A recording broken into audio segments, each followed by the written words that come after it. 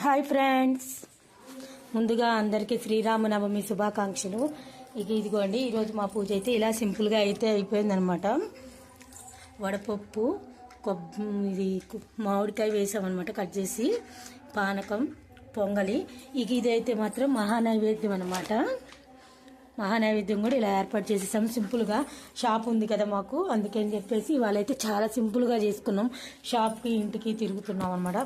అందులోకి అయితే మాత్రం మళ్ళీ బనానా అయితే కట్ చేస్తున్నాము. ఈ కొబ్బరికాయ ఇప్పుడు కొట్టాం కదా, అది ఇంకా పూజ అయిపోగానే ఎక్కడెక్కడైతే అన్నీ సర్దేశాను అనమాట. మళ్ళీ తర్వాత కుదరదులే అని చెప్పేసి అని.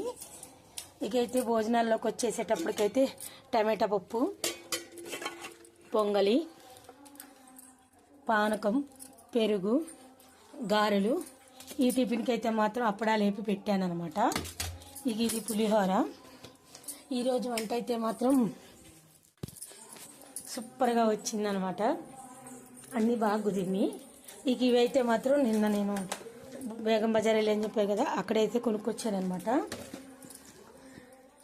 ఇది ఫ్రెండ్స్. ఇప్పుడైతే మాత్రం షాప్కి వెళ్ళి షాప్లో కూడా వీడియోస్ అయితే తీస్తాను. మీరైతే ప్లీజ్ వీడియో లైక్ అండ్